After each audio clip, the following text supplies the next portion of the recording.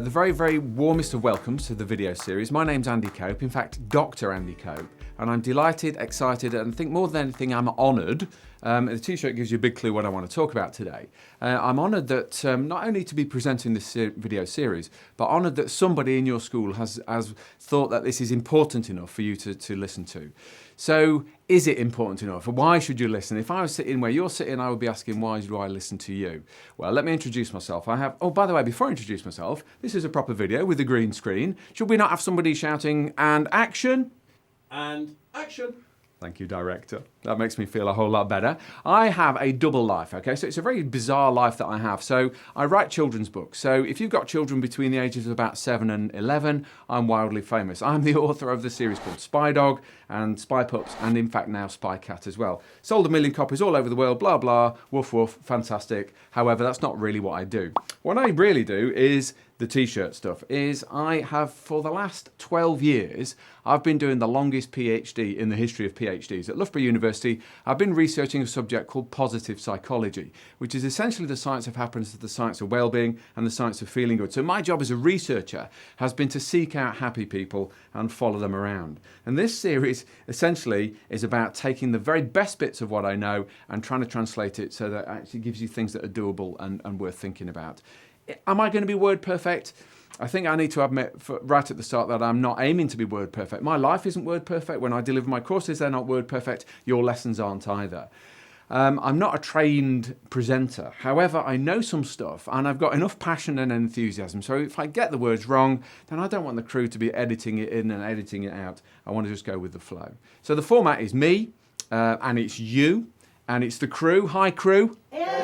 Hey, it's like the cast of Ben-Hur behind the scenes here. Cast of thousands. 5 sections for the video. Each video is going to be around about 15 minutes long. And I thought what we'd do, you maybe have to be a certain age to get this reference. But if you remember Sesame Street, I was a big fan of Sesame Street. And Sesame Street was always brought to you by a letter or a number.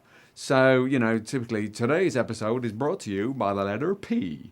And I thought, well, I'm going to do something similar, except I'm going to introduce a new word to you in every single video. So today's word, this is brilliant thinking, brought to you in association with the word sonder. And sonder, as you can see, is the realization that each passerby is living a life as complex as your own. Now just have a think about that for a second, because that's a bit of a penny dropper for me. I used to think that it was just me who had the insecurities and the panic and the stresses in my life and the worries. And then I realised that everybody else does as well. So what I want to do is really challenge that in this first session called Brilliant Thinking. So what the session, we're going to start with a word, there will be a story, and maybe it's some theory, maybe some top tips on how to feel amazing, stuff to think about, and more than anything else, I want you to give you some stuff to take away from these sessions, and I'm going to give you homework. I'm actually going to give teachers homework. That, for me, is the best bit. Okay, so first up, a story. And do you know what? I'm going to try and challenge you in these videos. So I'm going to challenge myself with this story. This is a story that I've been a trainer for about 10 years, delivering lots of sessions around the world. And I've only told this story once to one audience 8 years ago, and I never finished the story. So I'm going to take a gamble. We're going to go with Jimmy's diary, okay? So fingers crossed. I know the team's got the fingers crossed for me as well. Jimmy's diary. So just go with me, folks. Go with me. I want you to imagine a scene where there's an old guy and he's in a house, quite a big house, but he's on his own and he's up in the attic. And the scene would be that he's flicked the light on. There's a bulb. There's some light coming in from the windows. It's in the attic. It's cobwebby. It's dusty. And he's on his own. So his wife has passed away and his children are grown up and they've moved out. And he's gone into the attic on a mission to find a picture of his wife from a few years ago. And it's that picture. It's that picture where it's a black and white picture and she had that smile and he's after that picture. So there's piles of boxes and crates everywhere. He's looking through the old photo albums. And you know what it's like when you look through the photo albums. You get lost in the memories. So he's sitting down, he's looking through the photo albums and he's got a wry smile on his face and also kind of quite a melancholy feeling because these are times gone by. Times gone by. And he pulls from one of the photo albums, he pulls a diary, and it's Jimmy's diary. So it's the diary of his son when his son was 7 years old.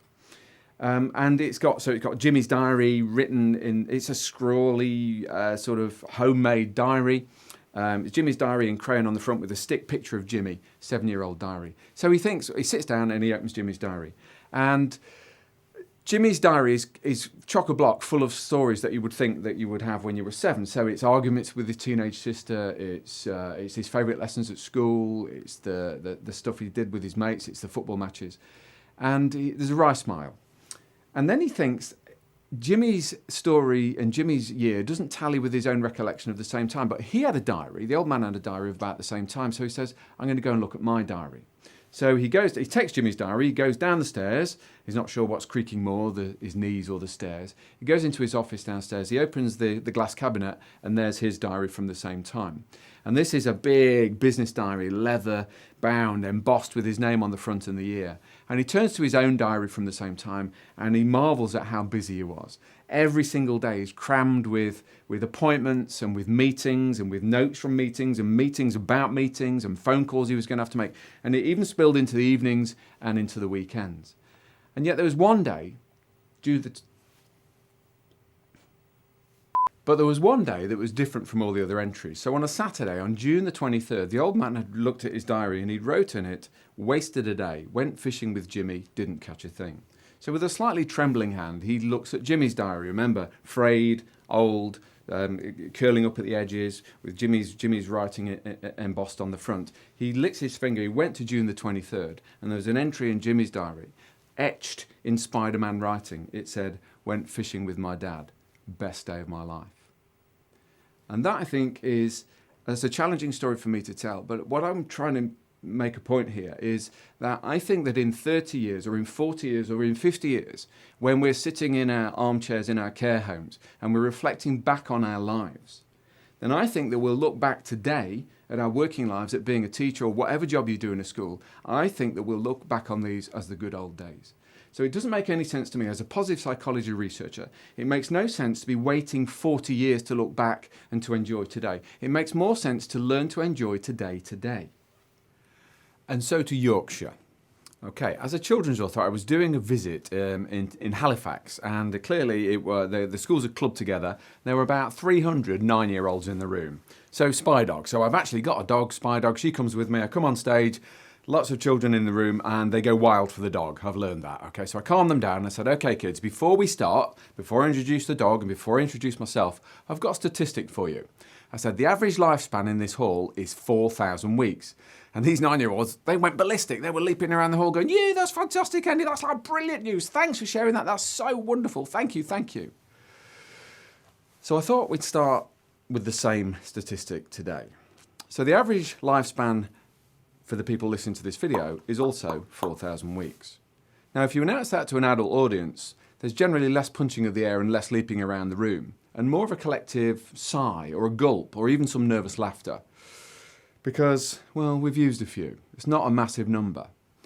And I guess ultimately, once again, I don't want to keep hammering the point, but it is such an important point that these videos, I do want there to be a difference in the classroom. But I can't think of a better audience for this because it goes much further than the classroom. It's about being your best self on a consistent basis. And that requires a change of thinking. So let's challenge your thinking. Let's take Mondays, right? Okay, Mondays. Unless you're incredibly enlightened, you've fallen for a belief system and a way of thinking that pervades society that goes something like this. That you've learned that Mondays are bad and Fridays are good. And that's so ingrained in your thinking that you're screaming in your head, of course Mondays are bad, nobody likes Mondays. Well, let's rethink it for a second. 4,000 weeks. A seventh of your entire life is spent on Mondays. That's a massive chunk of most people's lives that they're wishing didn't exist. I think Monday's being bullied. I think we need to stand up for Mondays. What if, just to push your thinking maybe further than we need to go in part one, but what if Mondays and Fridays are completely neutral, so they're both worth a seventh of your life, and Mondays have only become bad because of the way you've learned to think about them? Everybody else hates Mondays, so you've learned to hate them as well. And what if actually, in actual fact, Mondays are awesome? And what if Friday, let's argue the other way, what if Friday is another week closer to death? But yet we're like, yay, fantastic Friday. So I want to change your thinking. And I'm not suggesting if you come in all jazz hands on Monday going, woohoo, don't those weekends drag, then that's probably too far. But I think life is a short and precious gift. It's hurtling by in a blur. Your 4,000 weeks are going by this quickly, so are mine. These videos are time out from that. Time out to rethink how we go about our thinking, and our thinking then informs our behaviours and our habits. And the key to happiness is to change your thinking. In fact, let me just give you a quick how I learned that Mondays are bad and Fridays are good. How I learned that 4,000 weeks was all I had. Nobody actually ever taught me that. So when I was 4 years old, my dad didn't ever pull up a seat and say, right, sit down, little Andy. Here's the lesson. Before you go to school, you need to know the rules. First of all, you need to know, mate, you need to know about Mondays. Nobody likes Mondays, all right? So just get them over with. They're horrible. Tuesday, not much better. Wednesday's interesting because it picks up from Wednesday lunchtime. It's downhill from Wednesday. Thursday's a bit better than Wednesday. Fridays are okay, but you have to go to work. But do you know what? They're okay because Saturday comes next. Now, mate, you don't go to school on a Saturday and you don't have to go to work on a Saturday, so you come fully alive on a Saturday. And then Sunday's all right till about 4 o'clock. Then you're going to start getting depressed again because Monday comes next. And what you're going to do, little Andy, is you're going to do that about 4,000 times and then you're going to die. Okay? That conversation never happened in my house, and it didn't happen in your house because it didn't need to. Because my dad is my hero. And he would go out the door on Monday like a zombie, and he would come back in on Friday like this. And I'm learning. I'm learning how to think. I'm learning the rules of engagement. He's teaching me. He's teaching me wrong, but he's teaching me. So with that rattling around in your head, what I would like to do now is I'm going to have 5 minutes off and go for a lie down after Jimmy's diary, okay? And I want you to think about some questions that are going to appear on the screen. So an activity where I want you to sit in groups. I mean, you can sit there and you can not do these activities. That will be up to you. But if you do them, you'll find them quite enlightening. And I want to pick up on these and then take you through a top tip in a second. So for 5 minutes, the 3 questions are, I want you to think about what your best ever day has been in your current job. So now don't say when it snowed and the bus never turned up, okay? I know there'll be a brilliant day. I hope every day is brilliant, but I know there'll be a brilliant day when work didn't feel like work. So when you got home at the end of the day and it's like, wow, that's why I do my job. That was an amazing day. So I want you to talk about what your best ever day at work has been. Question number 2, I want you to think about what are your biggest work challenges? Because you've got plenty. Teaching has become very fraught. It's become very stressful. So what's coming at you in your particular job in the next 6 to 12 months? And the third question is, who is the happiest person that you know?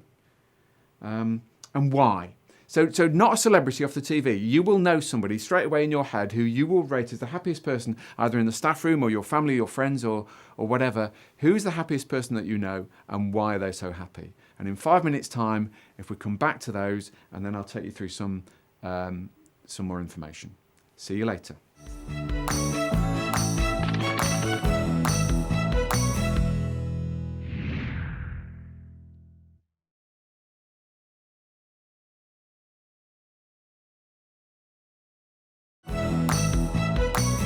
Okay, so welcome back. I'm hoping you've had a fruitful discussion. I would just like to pick up very quickly on that third question. I asked you to reflect on the happiest person that you know.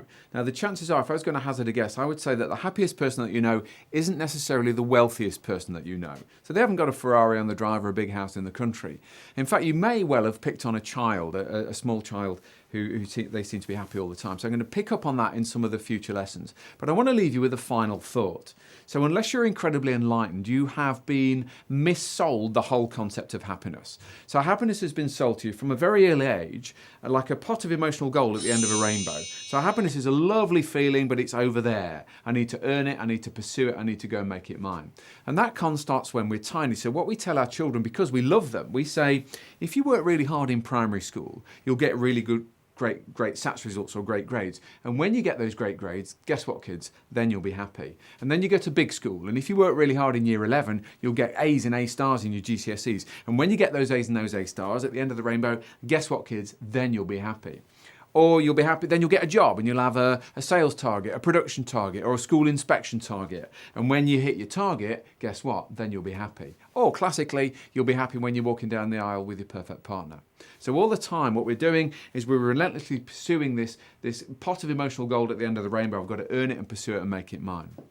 So what if, it's quite a big what if, but just keep your minds open. What if happiness is a fantastic feeling and we've got capacity for more of it? But what if it isn't at the far end of the rainbow? What if happiness, in fact, is at this end of the rainbow? What if it's already here, but we're just really bad at seeing it? What if it's the starting point and not the ending point? So go back through those examples. What if it's the happiest primary school kids that get the best SATs results? So what if being happy now was crucial in the learning and the growth mindsets and the motivation? What if it's the happiest year 11s that get the A's and the A stars, or the 8s and 9s as they now are? What if being happy now, what if it's the happiest salesperson that gets the most sales? Or what if being happy now is the key to finding your perfect partner and walking down the aisle? So the huge game changer, ladies and gentlemen, in terms of happiness is, what if we've been looking in the wrong place? So in the rest of this series, what I want to do is bring it back here, back to the lessons that we can learn, strategies that we can learn to think about in our own heads that will give us a massive advantage and loads of energy. So I wanted to save the best bit of this to the end. It's homework time. I'm so excited to be setting teacher some homework. Sorry, calm down. I want you to do a tried and tested cognitive behavioural theory model that has been tested across the world. I want you to, before you go to sleep for the next week, I want you to write with a pen and paper 3 good things that have happened today. Simple. It'll take you less than a minute a day. 3 good things that have happened and why have they happened. So just pen them down and leave them by your bed. That's the last thing you do before your head hits the pillow, is 3 good things. I will see you, I'm going for a lie down, I will see you back here for part 2, where I'm going to share 12 years of my academic life. 120,000 big words makes it into a thesis like that. But you know me by now, I wouldn't do that to you. We'll simplify it and we'll give you some stuff that will change your lives. See you later.